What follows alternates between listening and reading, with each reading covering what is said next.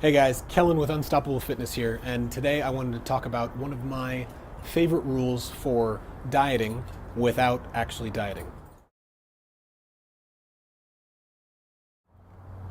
So, this rule I call the protein first rule. This is just a type of eating that I have picked up, which doesn't force me to follow any really strict rules or ideas with my diet, besides just focusing on one simple thing. It helps me eat better all the time. I maintain a very low body fat percentage, and stay in pretty good shape, and I attribute most of it to this rule. And that rule is protein first. So, the protein first rule is whenever you are going to have a meal, focus on where is the protein coming from. So, what are, like, for me, a meal is not a meal if it doesn't have protein in it. It's the single,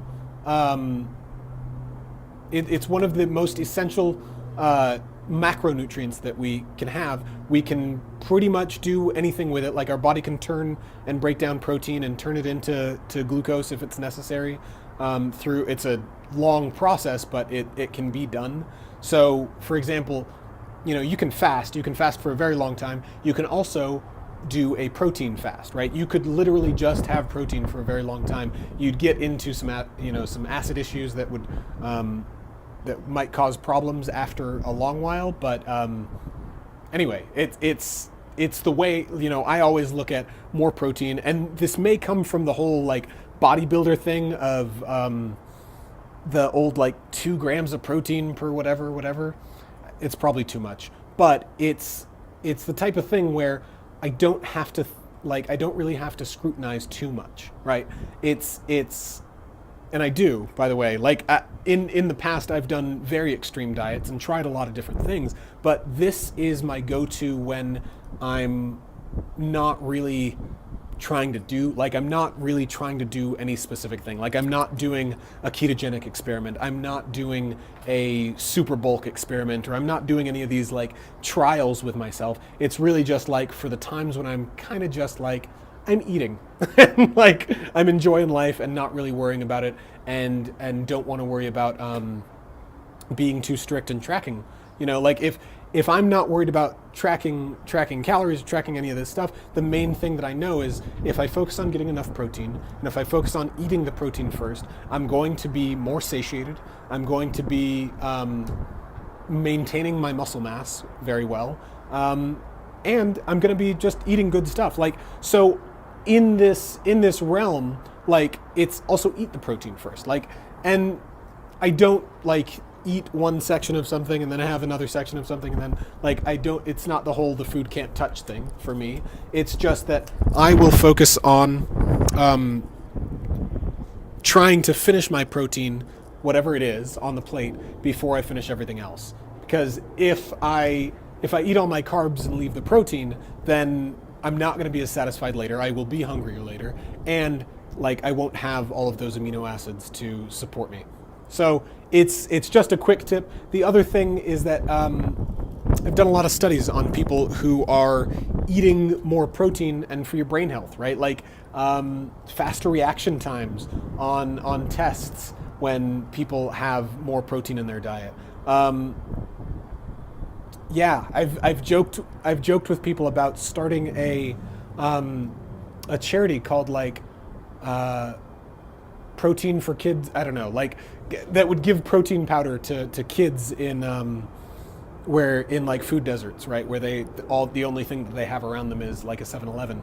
And people think I'm joking because it's only bodybuilders have protein powder, but it's like, no, it's really it's the most important macronutrient for not only muscle but also brain health, right? And they're fatty, fat and ketones could also go on there. But the amino acids, when you have high amino acids, right, it improves your cognitive function.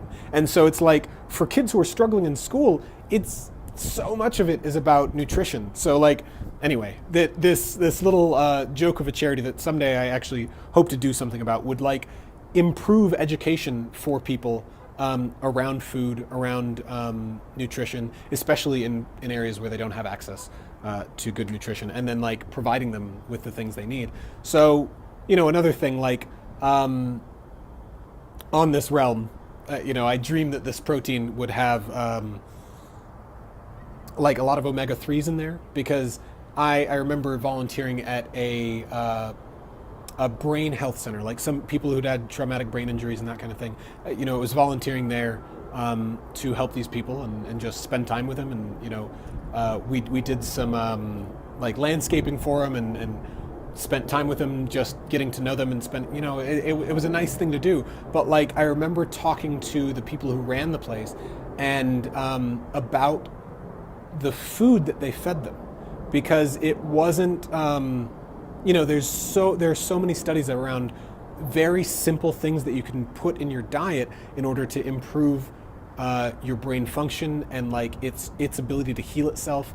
And they didn't have that knowledge, and they didn't have the funding to like, they were buying the cheapest food that they could because that's all they had, and like it's all the funding that they had as well. So it's like these types of things where they don't have enough to pay for the nutritious things that they need, but they also don't have the knowledge to like know what the cutting edge is of science around that. So anyway, rambling on. Give me a thumbs up if you'd like to see that charity sometime in the future.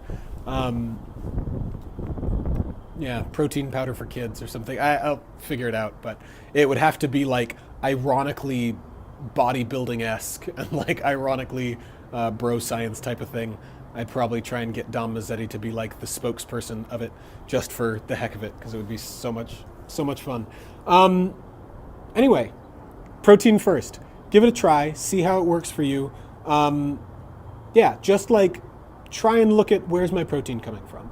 And it's not even a question of counting how much protein it would be. Part of it is like you can, right? You can look at it as if you weigh 150 pounds, 180 pounds, like try and get your body weight in grams. You don't have to, like, especially for muscle maintenance, you really don't need that much. And this is coming from a guy who used to eat 2 grams, per pound body weight for years. But you maintain it fine. So, but it's a good like metric to look at for a while. So shoot for 150 grams, per day. You have to, this is disclaimer, I'm not a doctor or a nutritionist or anything like that. So this is only for entertainment purposes, blah, blah, blah, legalese. But yeah, try it out. Like, give yourself a marker just in your head so you can count throughout the day and go, okay, this meal I had about 20 grams. This meal I had about 40 grams of protein, and you'll, like, just by doing that, you're going to improve your body composition if you're not already really strict with your diet. Also, almonds are a great extra source of protein and fat, and studies have shown that just by having almonds in somebody's diet, same amount of calories, nothing else being tracked, just by having almonds in their diet, they improved their BMI numbers. So it's one to try. It's one of my favorite snacks. I cook with it because I'm gluten unfriendly, so I'll make almond flour foods and pizzas and such like that. So anyway, hope you have a great one. This is Kellen with Unstoppable Fitness with a little diet tip. Give me a like, subscribe, and we'll catch you later. Bye.